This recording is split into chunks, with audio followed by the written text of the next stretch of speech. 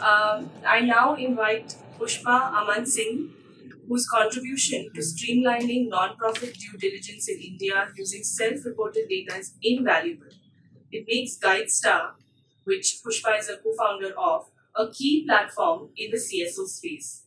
As a member of the coalition at 75, GuideStar India has played a key role in putting together the Pan India non-profit survey that accounts for the quantitative findings of this report. The first phase of the survey has been a pioneering effort towards really mapping India's vast and diverse non-profit sector.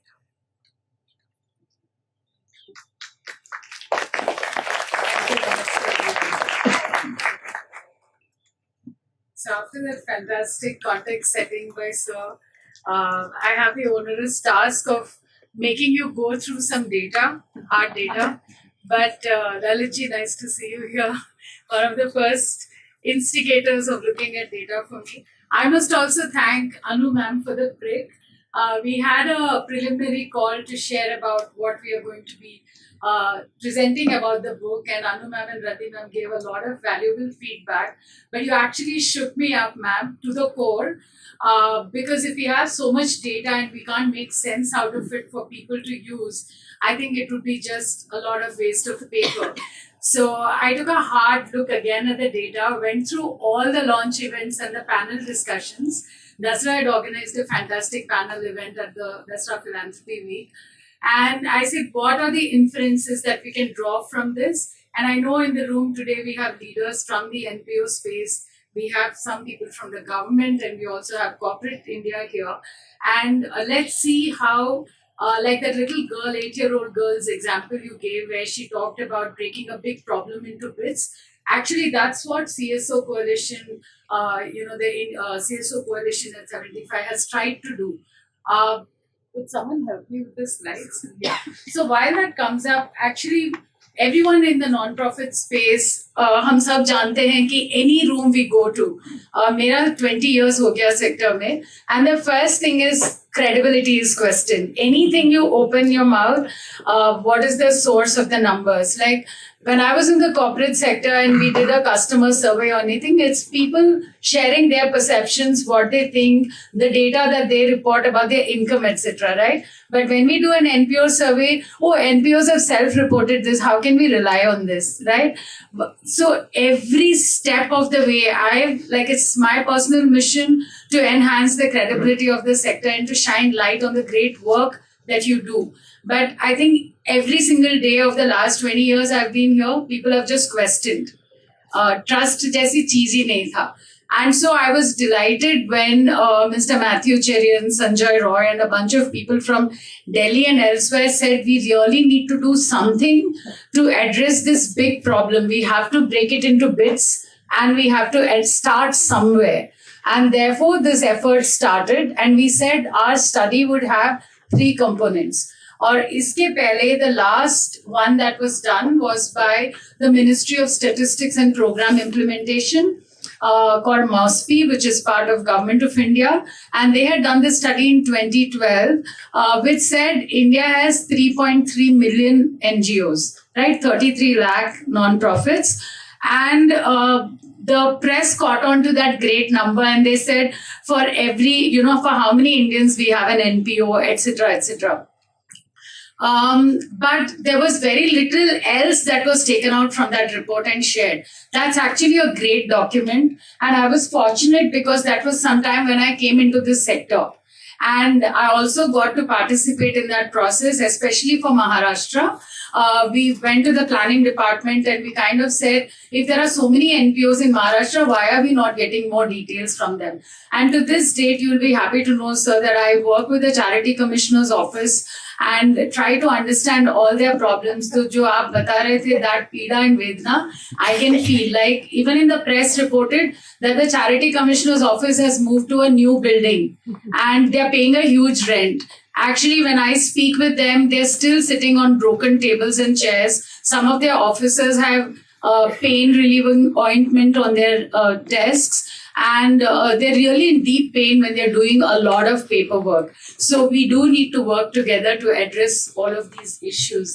When India is celebrating this Amrit Mahotsav, India at 75, and the general perception is that, especially during COVID, they said NGOs are doing a great job. But in this whole celebration, there is very little mention about what the sector is doing. And another thing is when we talk about the ease of doing business, we say the country is getting better and better. But ease of doing good, I feel like especially last 5 years, ये notification आ रहा है, ये नया rule आ रहा है, FCRA का extension आ रहा है, but renewals नहीं आ रहा है, cancellations हो रहा है, right? So all the news headlines are about difficulties for NGOs or some NGOs not doing well. So we said that we have to come together to break this problem, like I told you.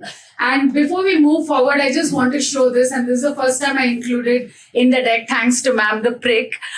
There is something called the Doing Good Index, actually, and it's been there for 3 editions now for 6 years in Asia. So 17 to 18 Asian economies participate, and actually India is one of them. And Indian NPOs have been one of the most forthcoming in answering the survey. Like in India, we completed within a week of launch every time. And what does it show? It is categorizing. So this is done by an organization called Center for Asian Philanthropy and Society based in Hong Kong. And it's done in all of these countries, and social delivery organizations, as they use the term, NPOs are the respondents. They also have a set of experts in each country who look at the survey responses. This is a survey with 100 plus questions again. And what does it show? That countries are categorized as where it is great to do, good and, doing very well, like Singapore, Taiwan, Japan was there, but it kind of slid in the 2nd and 3rd edition. And there are countries right at the bottom not doing enough, and what are those countries? I don't know whether to be happy or sad about this. India has remained steady, but in a cluster which says just doing okay, right? And so the only satisfactory thing is that unlike China, we didn't go to the better category and drop. Or unlike Pakistan, again, we went up and came down. That didn't happen. Or unlike Sri Lanka and Bangladesh, who went really down, that didn't happen to us. But this status quo with such a vibrant non-profit sector is not a good thing, right? So we must do something about it. So what this coalition did, and I'm fortunate I'm representing stalwarts and organizations with deep connect in the sector over here, we said we need to do 3 things. 1, we need to really go and gather evidence that will not be questioned. 2, we need to keep widely disseminating. Today's is one of those events. And 3rd, we need to continue to engage and have a constructive dialogue, right? And I would perhaps add a 4th, especially after seeing today's panel and the next speaker, that perhaps few years down the line, are we also getting the perception and feedback from the communities we serve? And can we, like today we are trying to say, our perception about our sector by government, corporate, etc., we need to do a better job. But I really want to do a thermometer check. What does the community think about it? And we should start thinking now and not 20 years later.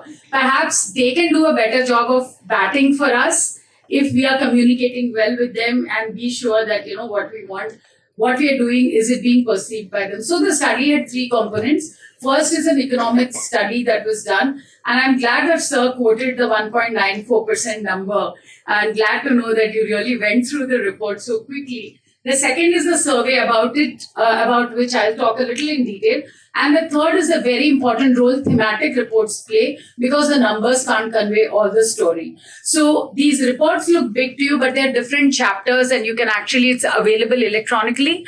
So you can actually jump to chapters at your convenience and go through that. And because it's electronic, you can do a Control F and search for keywords and read what is most critical to you.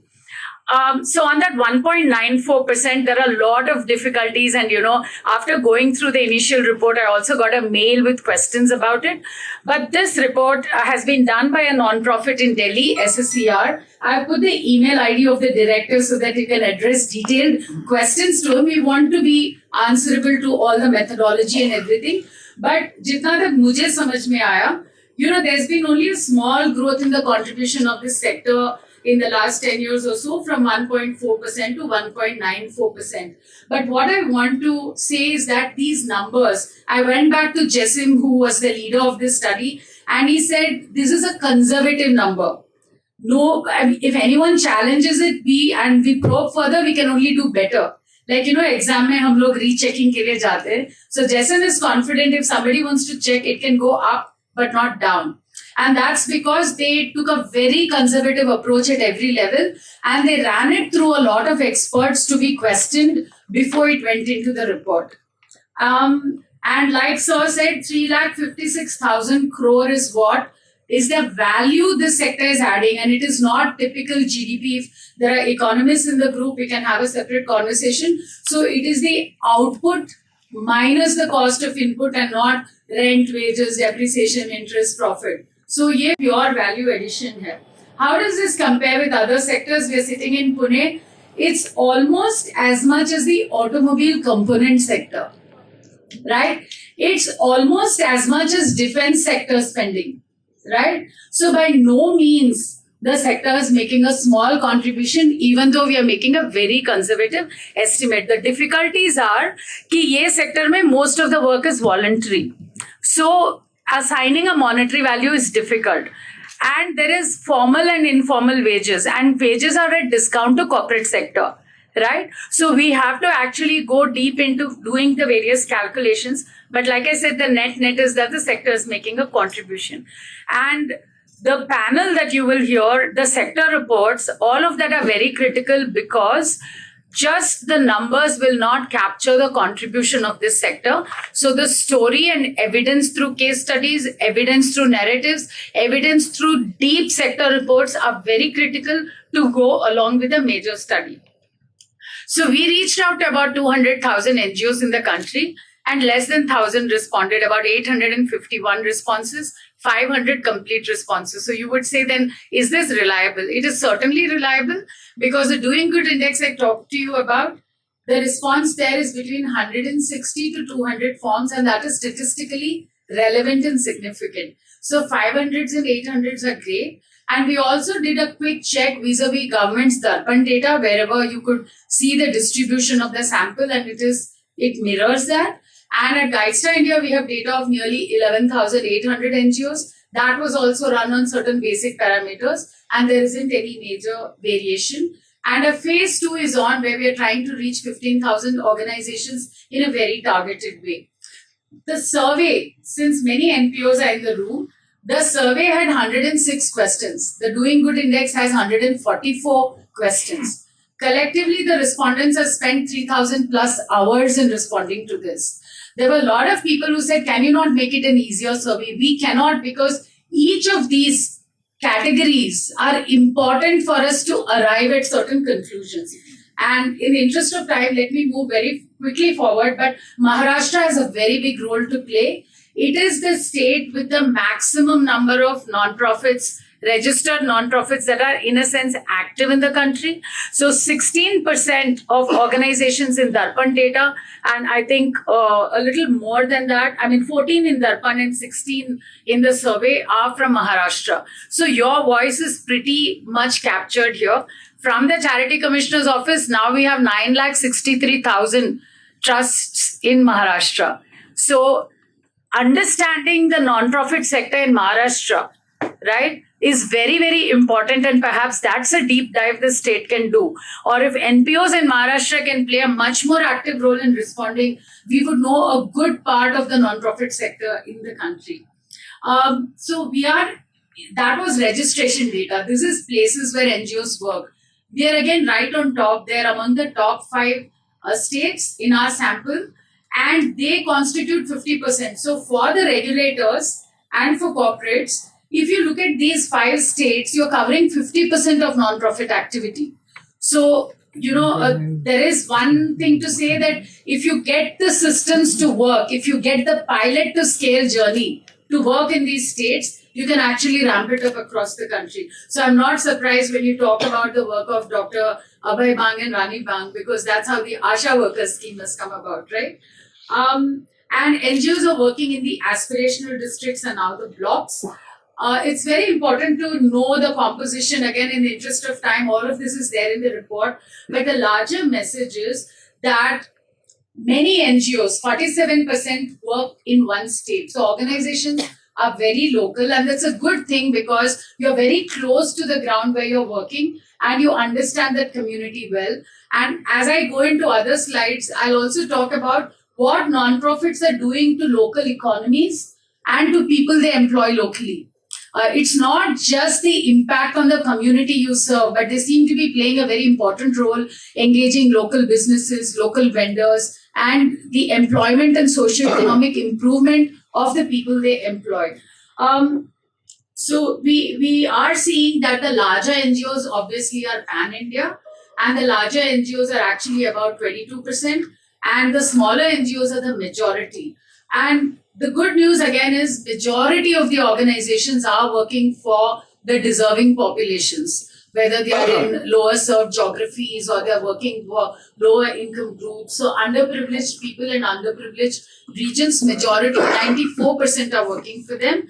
And another good news is 70% are in direct implementation. Why am I saying good news is because I'm going to end with saying, ma'am, you asked what is the end product of this. This is like the first diagnostic for us to know who makes up the nonprofit sector. How do we break this big sector into pieces and identify where to get that evidence of contribution, right? So for me, if 70% people are working in direct implementation, they are more likely to be able to track and report information of the change that they bring about. And if 94% are working for the most deserving populations, then it should be possible to bring that evidence and show that you're really working where society requires you.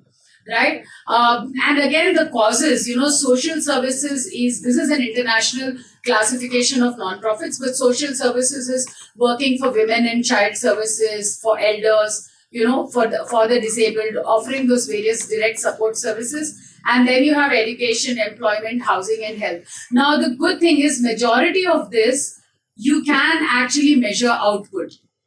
Right? So while I'm very mindful of the fact that there are many dimensions to measurement, it's hard to measure, a lot of intangibles are there, but we are able to see that the bulk of the work is happening in areas where it is a little easier. I'm still by no means saying it's easy to measure, but it's little easier to measure. Then why are we not able to do all of this is the big question, and I have some pointers. Another thing is perhaps the difficulty comes from the fact 50% of NPOs are tiny, spending less than 50 lakh rupees a year.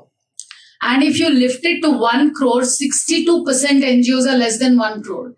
So, वो काम करेंगे कि reporting करेंगे कि tracking करेंगे, and how many of them are trained to do, how easy have we, some of us who work at ecosystem level development, how easy have we made it for them to track and report results, right?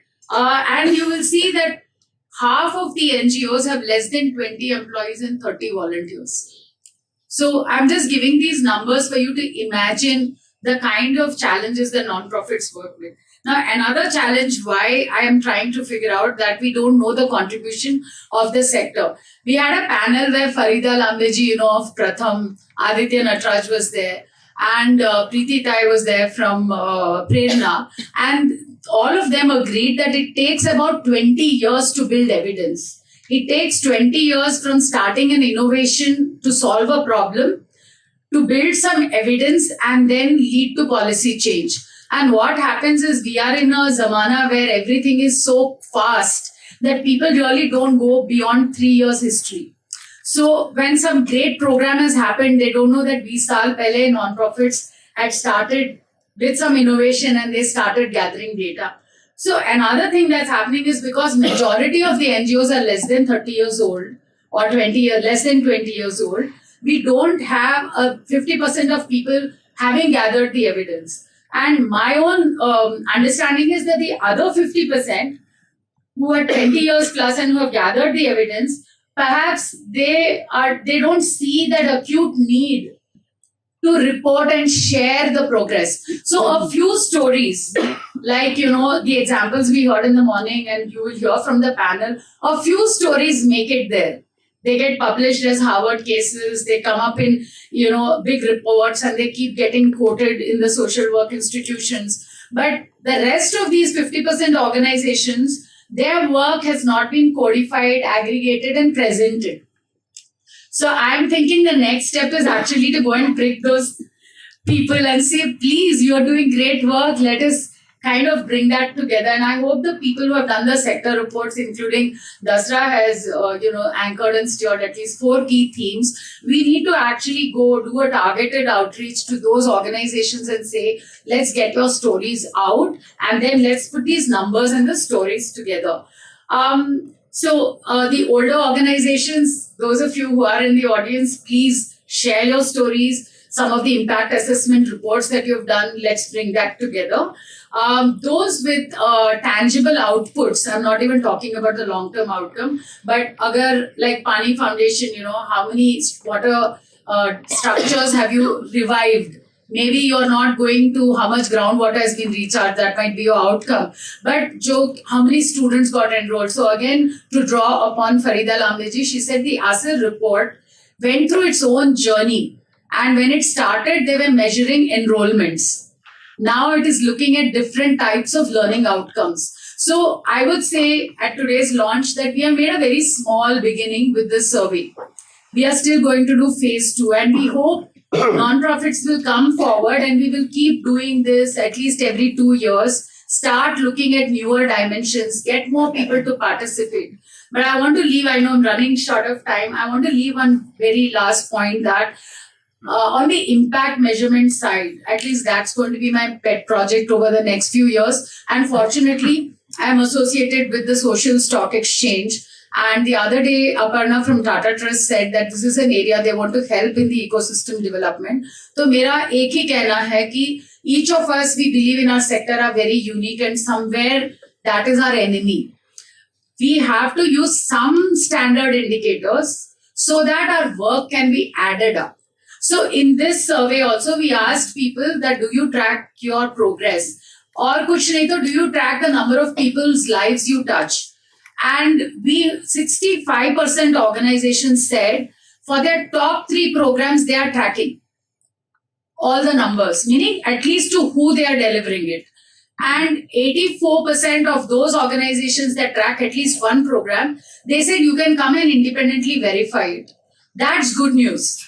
Right? Now, the bad news or where we have to work action point is in sabke indicators itne different hai ki you cannot add them up.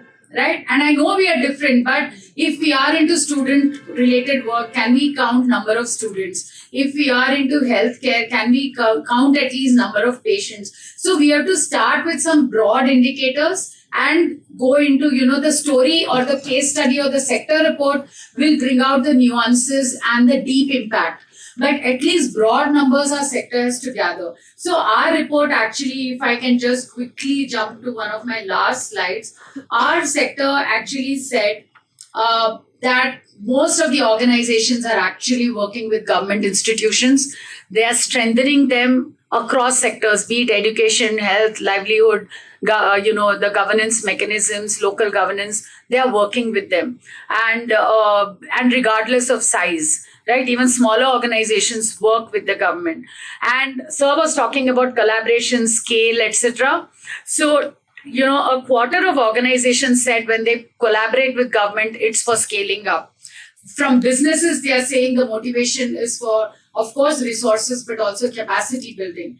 And the good news is we find that many NGOs are working with other NGOs. For me, this was breaking a myth because several people used to tell me you NGOs don't work together. But and this data was run through a lot of regression analysis, and it holds.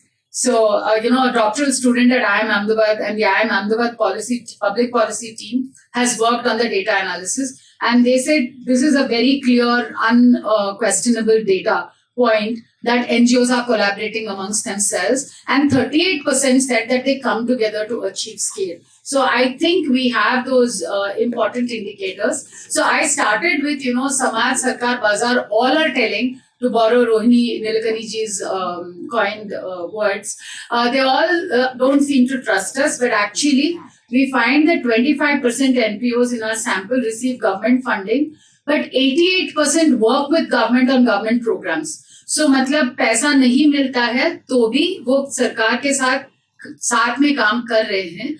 And then I wonder why still we haven't managed better perception. So maybe we need to work on systems. With businesses, I couldn't cover those slides, but what we find is 50% of the non-profits said that in 50% of the geographies where they work, they do all their purchases from local vendors. They engage local people in their employment. And they find that the socio-economic indicators of the businesses and those people have improved. So, which means wherever non-profits are spending, they're actually helping those, and they're working in far-flung areas. So they're making a difference to the local economy. And we are working with local people. We are working, this small sample has employs 60,000 people.